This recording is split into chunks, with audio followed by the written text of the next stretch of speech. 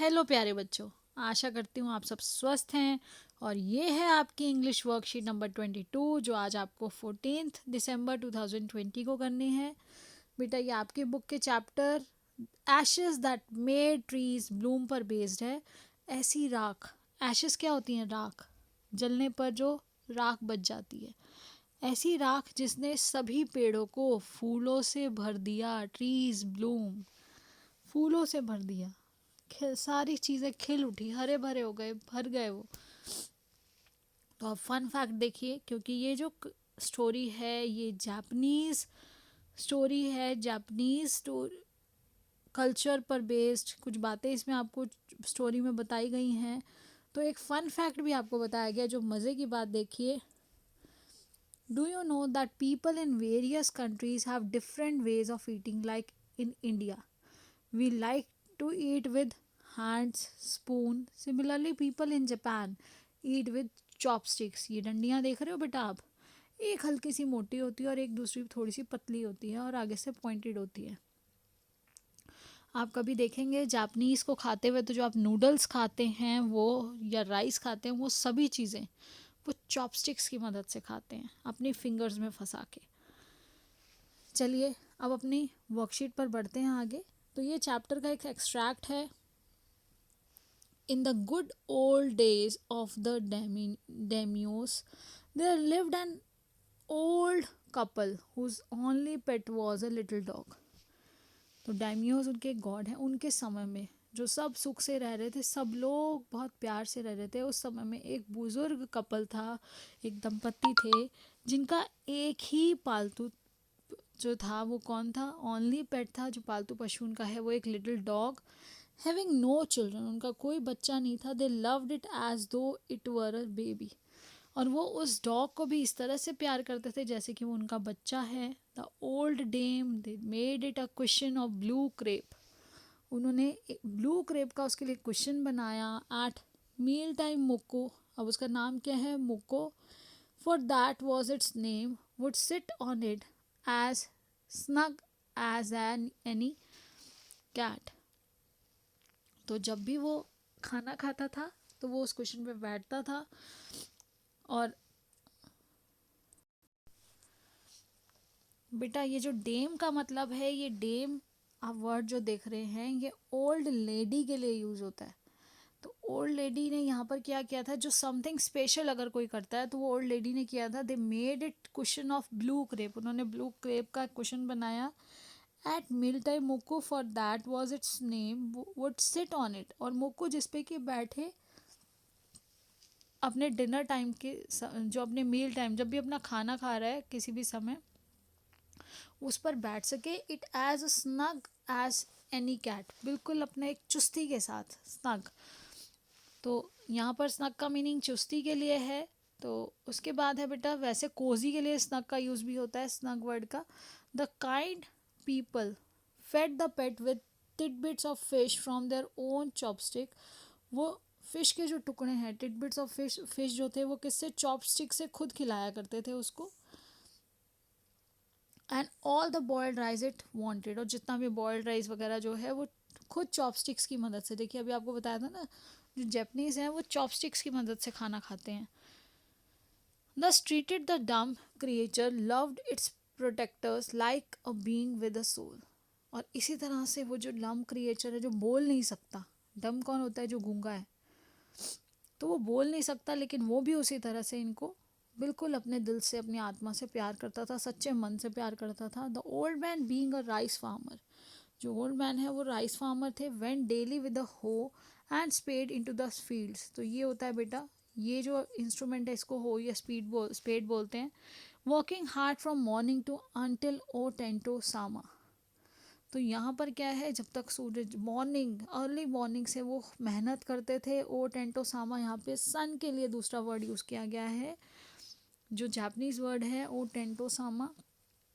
Had gone down behind the hills, जब तक कि जो सूरज है वो पहाड़ियों के पीछे छुप नहीं जाता था। तो वो सिंस अर्ली मॉर्निंग से वो शाम तक, सूरज के छिपने तक पूरी मेहनत करते थे। Every day the dog followed him, और डॉग उनको हर रोज़ फॉलो करता था। To work never once harming the white heron that walked in the footsteps of the old man to pick up the worms.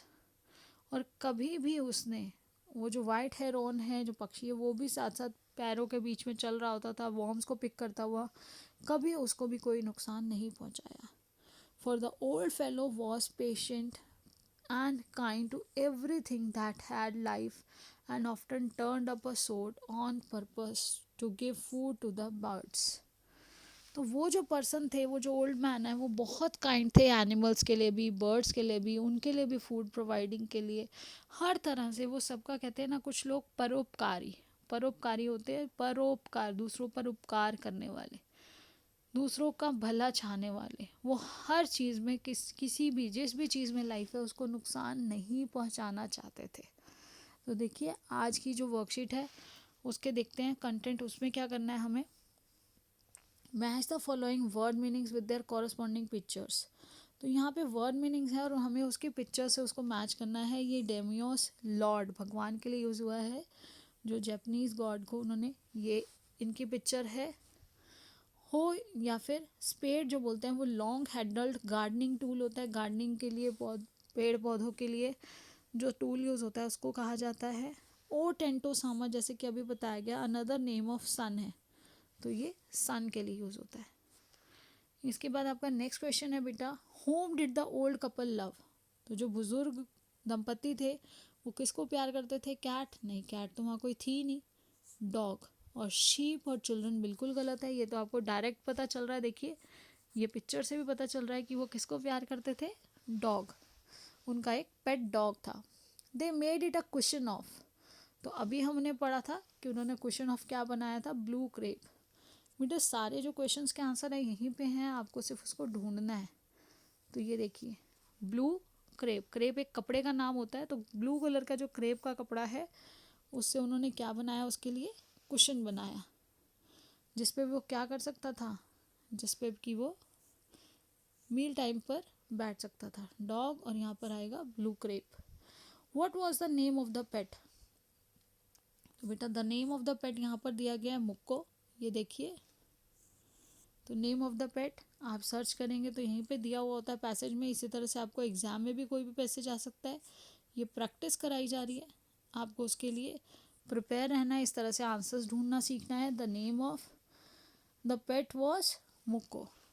इसके बाद देखिए बेटा, ध्यान से स्पेलिंग का ध्यान रखेंगे, क्योंकि ये देखिए मुक्को और माइको सिर्फ वो अल्फ़ाबेट, अगर आप ज़्यादा जल्दी में होंगे तो गलती हो सकती है. तो टोटो भी नहीं है, माइको भी नहीं है, टेंटो भी नहीं है, जो सही आंसर है वो मुक्को है.